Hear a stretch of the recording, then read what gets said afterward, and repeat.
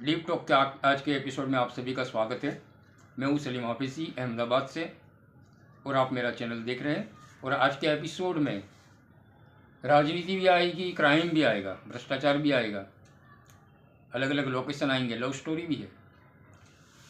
आज के एपिसोड में अहमदाबाद की भी बात है, गुजरात की भी बात है, राजस्थान की भी बात है, सीकर की बात है, जयपुर की बात है और दिल्ली की भी बात है।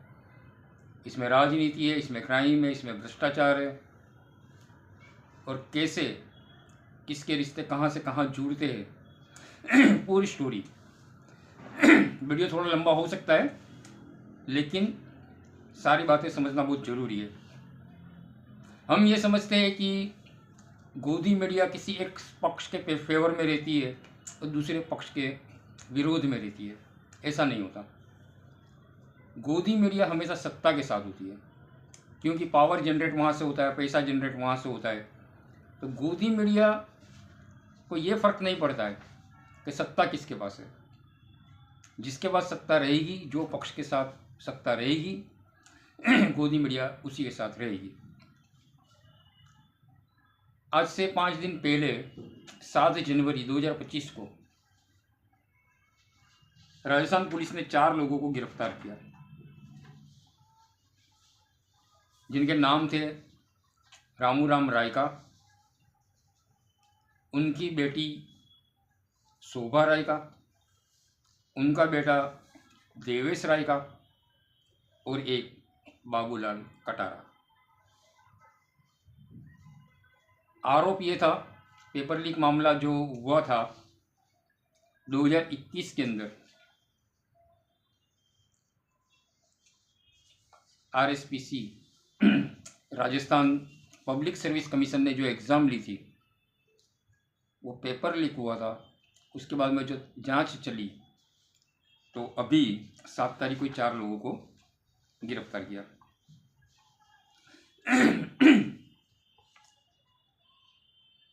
ये घोटाला कब हुआ था? 2021 में। उस वक्त सरकार थी अशोक गहलोत की। अशोक गहलोत 2018 के एंड में, दिसंबर के आखिरी हफ्ते में CM बनते हैं और 2023 दिसंबर के आखिरी हफ्ते तक वो मुख्यमंत्री के तौर पे काम करते हैं।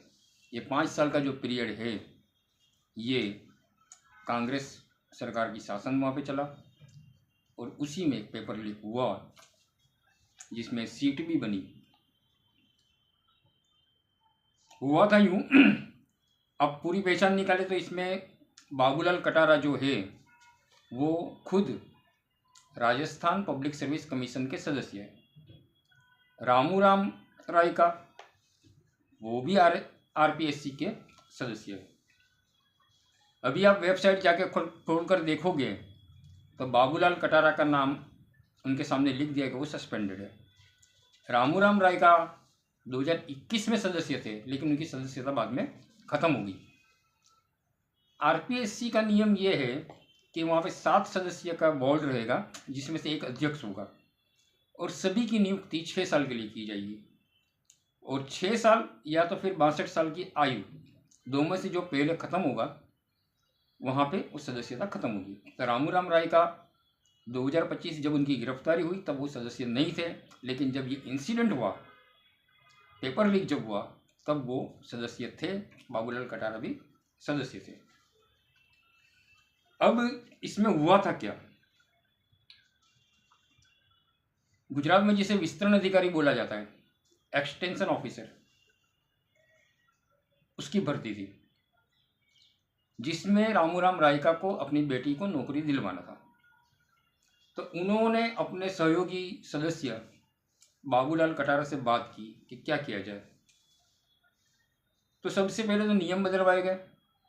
नियम यह था कि एग्ज़ाम जो ली जाएगी वो एग्ज़ाम सरकारी संस्थान में ही ली जाएगी, लेकिन एंड मौके पे सरकार ने नियम चेंज किया और प्राइवेट संस्थान में एग्ज़ाम ली गई। जब बात बाहर आई कि पेपर लीक हुआ है तो जांच में पता चला कि जो पेपर लीक हुआ था वो स्कूल थी प्राइवेट जयपुर की रविंद्र बाल भारती स्कूल, और दूसरी स्कूल थी बीकानेर की राम सहाय सेकेंडरी स्कूल। ये नियमों का उल्लंघन पाया गया। जांच में पता चला कि शोभा राय नाम की कैंडिडेट, जिसे किसी भी हालत में वो पास नहीं हो सकती थी, उसे 50 में से 34 मार्क बाबूलाल कटारा ने दिए और उसे पास बताया। बाबूलाल कटारा सदस्य थे और उस वक्त अध्यक्ष थे वो क्षत्रिय थे। तो बाबूलाल कटारा ने रामूराम रायका से बोला कि आप क्षत्रिय जी से बोले कि मुझे इंटरव्यू पैनल का हेड बनाए। तो ये भी सेटिंग हो गया। अब इसमें एक दूसरी बात आती है, जब इंटरव्यू चलते हैं तो हर एक को कॉडिंग दी जाती है। उम्मीदवार कौन है ये आप नाम से नहीं जान सकते। इंटरव्यू पैनल को ये मालूम नहीं कि उम्मीदवार कौन है, सिर्फ कॉड नंबर है। यानी एक फेयर इंटरव्यू हो और एक कंप्लीट आकलन हो कि ये उम्मीदवार कैसा है। कोई लगभग कोई पहचान नहीं। तो इसके लिए क्या किया जाए? तो रामूराम रायका ने अपनी बेटी का फोटो बाबूलाल कटारा को भेजा। उसमें जो कपड़े पहने थे वही कपड़े पहनकर वो लड़की इंटरव्यू में गई। बाबूलाल कटारा ने उसे पहचान लिया और उसे 50 में से 34 मार्क्स दिए। अब ये सारी चीजें सामने खुलकर आई तो जांच के बाद में इन चारों को, यानी बाबूलाल कटारा जो सदस्य थे, रामूराम रायका जो सदस्य थे और खुद की बेटी को नौकरी दिलवाना चाहते थे, उनकी बेटी शोभा और उनका लड़का देवेश, लड़की का भाई, ये सब की मिली भगत जो दिखी, चारों को इन्होंने 7 जनवरी 2025 को गिरफ्तार किया। अब ये मामला हुआ 2021 में, जबकि अशोक गहलोत की सरकार वहां पे थी। सीट की रचना भी अशोक गहलोत सरकार ने की। अशोक गहलोत के शासन में ही ये भ्रष्टाचार हुआ। अब 3 नाम तो हमारे सामने आ गए, क्षत्रिय, बाबूलाल कटारा और रामूराम रायका। बाकी के कौन थे? तो चलना पड़ेगा पीछे। 2018 के अंदर एंड में, दिसंबर के एंड में जब चुनाव हुए और अशोक गहलोत जी मुख्यमंत्री के तौर पे सत्ता में आए, उसके 6 महीने बाद 2019 में राजस्थान के कला संस्कृति विभाग की ओर से कार्यक्रम था, जिसमें विश्वास कुमार शर्मा यानी कुमार विश्वास को आमंत्रित किया था। यहां से दोनों की दोस्ती बढ़ती है। कुमार विश्वास जो ओरिजिनली यूपी के हैं, वो जब राजस्थान में कॉलेज में प्राध्यापक के रूप में आए तो उनकी एक सहप्राध्यापिका मंजू से उनके रिश्ते बने। दोनों के बीच में प्रेम संबंध था और दोनों शादी करना चाहते थे, लेकिन दोनों की जाति अलग अलग थी तो घर वाले नहीं मानेंगे, ये समझते हुए दोनों ने कोर्ट मैरिज की थी। और वैसा ही हुआ, दोनों के घर वालों ने, कुमार विश्वास जी के पिता चांदमल शर्मा जी ने भी मैरिज एक्सेप्ट नहीं किया। बाद में उनके यहाँ बेटी हुई। पहली बेटी का नाम रखा अग्रता, दूसरी बेटी का नाम रखा कुहू। दोनों बेटी आज फॉरेन में पढ़ती है। डॉक्टर कुमार विश्वास ने जब नाम लिए बगैर टिप्पणी की थी और निशाना लगाया था शत्रुघ्न सिन्हा की बेटी सोनाक्षी सिन्हा पर, क्योंकि उसने जहीर इकबाल से शादी की थी, तो काफ़ी लोगों ने उनको ट्रोल किया, कुमार विश्वास को। उनकी बेटी का फ़ोटो निकाल के सोशल मीडिया में चलाए गए। ये इनकी बेटी अग्रता है, ये इनकी बेटी कुहू है, और ये लोगों देखो, जो बाप दूसरे की बेटियों को संस्कार सिखाने की बात करता है, उसने अपनी बेटी को संस्कार कैसे दिया। खैर ये बात हुई। अब 2019 में जब राजस्थान सरकार के कार्यक्रम में कुमार विश्वास आए, उसके बाद में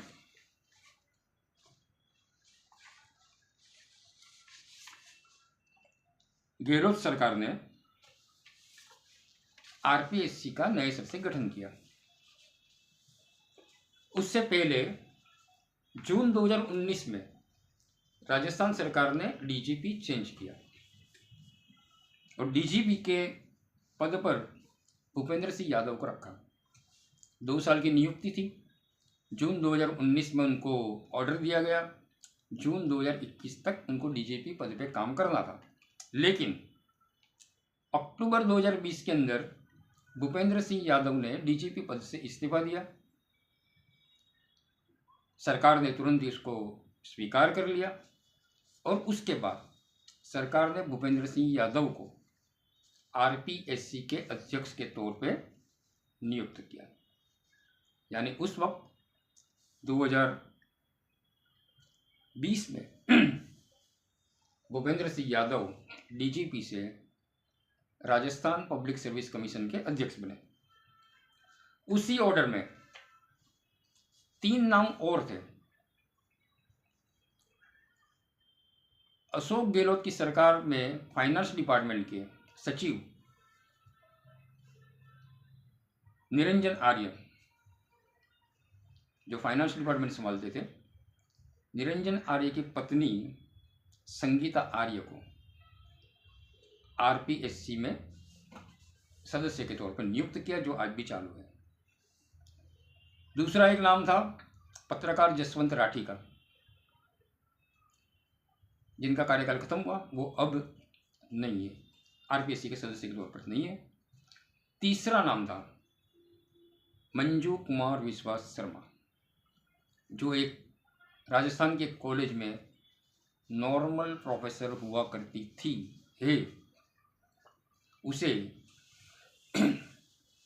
आरपीएससी सदस्य के तौर पे नियुक्ति दी गई। यानी अशोक गहलोत के साथ में निकटता बढ़ी तो कुमार विश्वास ने अपनी पत्नी को आरपीएससी में सेट कर लिया। आपको याद होगा कुमार विश्वास के कई सारे ऐसे वीडियो हैं जिसमें इन्होंने जवाहरलाल नेहरू की खुलकर प्रशंसा की है, इंदिरा जी की प्रशस्ति की है।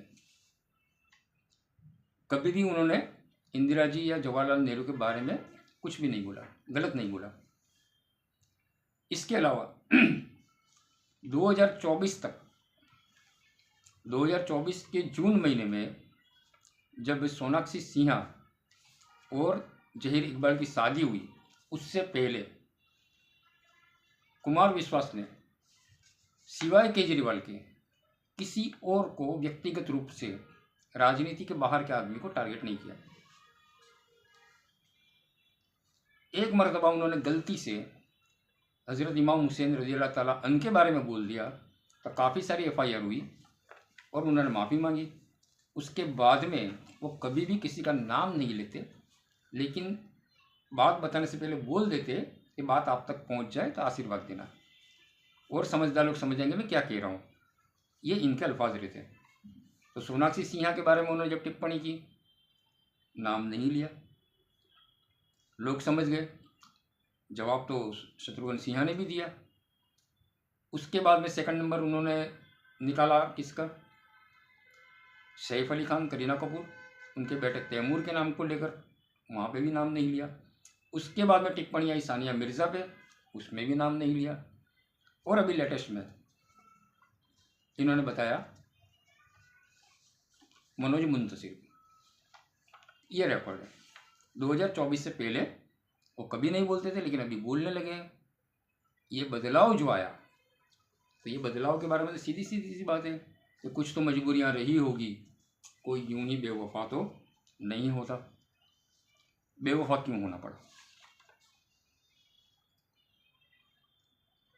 बात आती है, ये पूरा कार्यकाल चल रहा है अशोक गहलोत वाला, आप ये समझिए।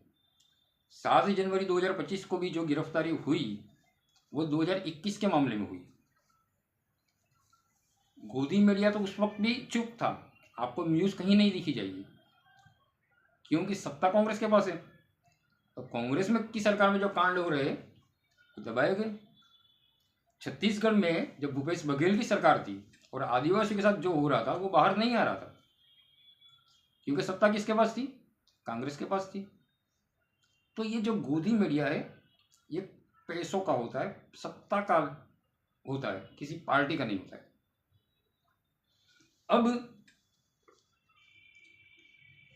आज की तारीख में आप देखिए कि 7 सदस्यों वाला जो आरपीएससी है वहाँ पे 5 सदस्य भी है। बाबूलाल कटारा सस्पेंडेड है और जसवंत राठी ने इस्तीफा दे दिया, उनकी जगह भी खाली है। अभी 5 है। 5 में से 2 कौन है? एक संगीता आर्य जो फाइनेंस सचिव की पत्नी थी है, और एक है मंजू शर्मा जो डॉक्टर कवि कुमार विश्वास की पत्नी है। अब चलते 2023 में जुलाई 7 जुलाई को सीकर में एक एफआईआर होती है। एफआईआर करता यह बता रहा है कि नौकरी के लिए उसके पास से 40 लाख रुपए की डिमांड की गई और पैसा लेने के लिए कुछ लोग उनके पास आएंगे। एसीबी ने ये एफआईआर रजिस्टर की, प्राथमिकी दर्ज की और पूरा मामला अपने हाथ में लिया। 40 लाख रुपए नौकरी के एवज में जो देने थे, 25 लाख एडवांस देना था, 15 लाख रुपए नौकरी मिलने के बाद में। सीकर पुलिस ने जाल बिछाया तो 2 व्यक्ति पैसे लेने के लिए आए जिनको 18,50,000 रुपये देने थे। एक का नाम था अनिल धीरेन्द्र और दूसरे का नाम था ब्रह्म प्रकाश। सीकर पुलिस ने सफल ट्रैप लगाया, दोनों को कस्टडी में लिया। अब बात ये हुआ 14 जुलाई को, 14 जुलाई 2023 को, दोपहर से पहले। अब एक रविंद्र शर्मा करके और आने वाला था, तो एसीबी ने इस मैटर को दबाया, किसी को बताया नहीं, गोपनीय रखा। क्यों? ताकि दूसरे आरोपी भी पकड़े जाए। दोपहर बाद में रविंद्र शर्मा आया। रविंद्र शर्मा ने 7.5 लाख रुपए लिए, वो भी धरा गया। अब तीसरी बात आई कि इसमें कांग्रेस का नेता भी है, उसको भी पैसा देना है, तो वो उस दिन नहीं आया। 15 तारीख के रोज गोपाल केसावट नाम का कांग्रेस नेता, वो भी रंगे हाथ रिश्वत लेते हुए पकड़ा गया। ये 4 लोगों को सीकर पुलिस ने गिरफ्तार किया, तफ्तीश की, उसके बाद में प्रेस में बताया कि इस तरीके से मामला हुआ है और ये 4 लोगों को गिरफ्तार किया है। अब सबसे पहले तो बात करते हैं गोपाल केसावट की। गोपाल केसावट कौन है? अशोक गहलोत ने गोपाल केसावट को घुमंतु कल्याण जाति बोर्ड का अध्यक्ष बनाया था और राज्य कक्षा मंत्री का दर्जा दिया था।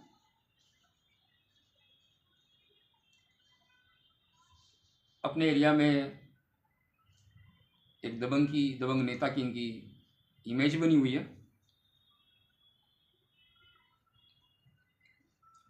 अब 20 नवंबर 2022 ये जो 2023 के अंदर एसीबी में ट्रैप हुए, ये गोपाल केसावट 20 नवंबर 2022 को प्रतापनगर थाना में एक फरियाद देते हैं कि उनकी बेटी को कुछ लोग अगवा करके लेके गए, किडनैप किया गया। उन्होंने नाम दिए जयसिंह, विजेंद्र, देवेंद्र और राधा। ये 4 लोगों पे शक के तौर पर नाम लिखा है। पुलिस का ये मानना था कि लड़की खुद ब खुद गई है, किसी ने किडनैप नहीं किया है। तो पुलिस पे दबाव बनाने के लिए गोपाल केसावट ने थाना के सामने धरना भी दे दिया था। अब लड़की का नाम था अभिलाषा, पुख्त उम्र की थी, बालिग थी। अपनी स्कूटी वो एयरपोर्ट के पास छोड़कर गई थी, बाकी कोई सुराग मिल नहीं रहा था। कांग्रेस की सरकार थी और कांग्रेस के नेता की बेटी का मामला था। पुलिस ने छानबीन तेज की और लड़की अभिलाषा को अहमदाबाद के बोपल एरिया में से ढूंढ निकाला। किसके यहाँ रह रही थी? उसका एक दोस्त था वसीम अकरम। वसीम अकरम और अभिलाषा अहमदाबाद के बोपल विस्तार से पकड़े गए। पुलिस अहमदाबाद से दोनों को लेके जयपुर गई। जयपुर कोर्ट के अंदर अभिलाषा ने, लड़की ने बयान दिया कि वो बालिग है, वो अपनी मर्जी से कहीं भी आ जा सकती है। वो अपने दोस्त को मिलने अहमदाबाद गई थी और वो अपने पिता के साथ रहना नहीं चाहती। कोर्ट ने ऑर्डर दिया कि लड़की को जहाँ जाना है वहाँ जाने दो। वसीम अकरम को 2 दिन के बाद छोड़ दिया गया और ये मामला निपट गया। ये मैं क्यों बता रहा हूँ? मानसिकता दिखाने के लिए बता रहा हूँ। अभी कुछ दिन पहले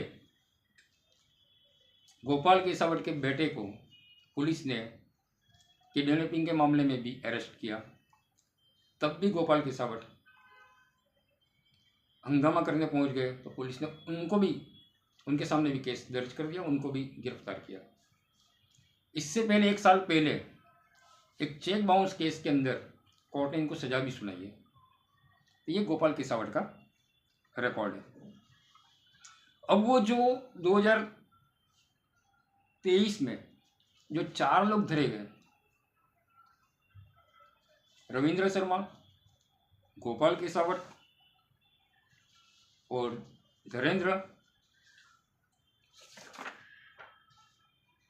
ब्रह्म प्रकाश, अनिल धीरेन्द्र, उनकी पूछताछ में पाया गया कि ये पैसा मंजू शर्मा और संगीता आर्य के नाम पे लिया गया था। मंजू शर्मा यानी कुमार विश्वास की पत्नी। सीट की रचना हुई। सीट ने संगीता आर्य का मकान जो अजमेर में टोडरमल मार्ग पे है वहाँ पे रेड भी की थी। वहाँ से दस्तावेज बरामद किए थे। इंक्वायरी पूरी चल रही थी। कोर्ट ने ऑर्डर किया था कि ये जो 40 लाख घूस देने का जो मामला है, इसमें एफआईआर के अंदर मंजू शर्मा का नाम था और इसी के आधार पर पुलिस उनसे, सीट उनसे इंक्वायरी कर रही थी। बीच में लोकसभा के चुनाव आ गए तो मामला जांच रुकी, लेकिन लोकसभा चुनाव के बाद में फिर से स्टार्ट हुई। संगीता आर्य के यहाँ रेड हुई, वो लोकसभा के बाद में हुई। अब जहाँ पे जो लोग पकड़े गए थे उनका बयान दर्ज था कि ये पैसे मंजू शर्मा के कहने पर लिए गए, उनके लिए लिए गए। एफआईआर में कोर्ट ने नाम डालने का बोला, इसमें ऑर्डर किया, नाम भी था, लेकिन एक अलग मैटर होती है।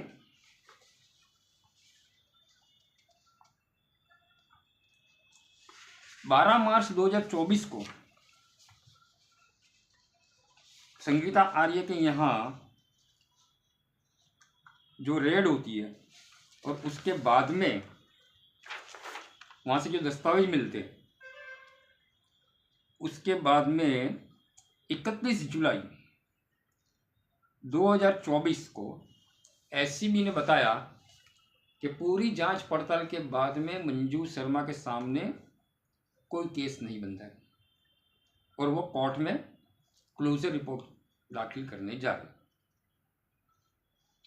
जुलाई 2023 से जो कार्रवाई मंजू शर्मा के सामने शुरू हुई थी, संगीता आर्य के सामने शुरू हुई थी, वो कार्रवाई 31 जुलाई 24 में उसमें से मंजू शर्मा को बाहर निकाल दिया गया कि इनके सामने कोई केस नहीं बनता है। क्लोजर रिपोर्ट कोर्ट में दाखिल करने की बात सीट ने की।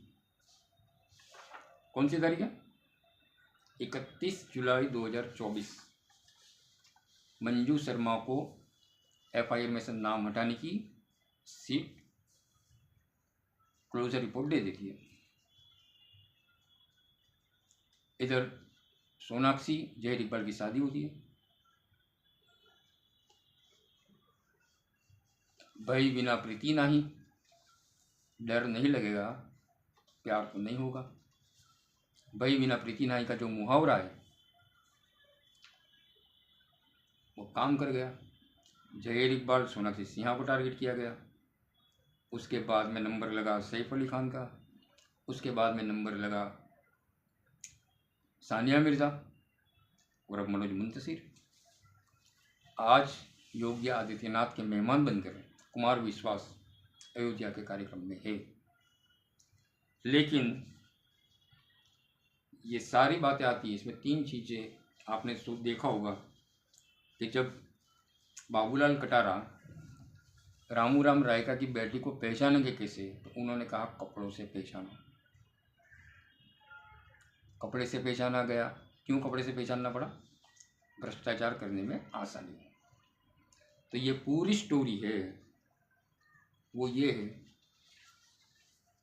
कि सत्ता और मीडिया दोनों एक दूसरे के साथ जुड़े रहते हैं, वो आपको सही बात नहीं बताते। ये सारी बातें मैंने जो बताई ये सब दस्तावेजी प्रमाण इसके मौजूद है। मीडिया में छोटी छोटी जगह पे ये सब चीज़ें आई है, लेकिन जब कोई एक आदमी विवादों में आता है तब उसका पूरा भूतकाल खंगाल आ जाता है, तब उसमें से ये सब चीज़ें बाहर आके निकलती है।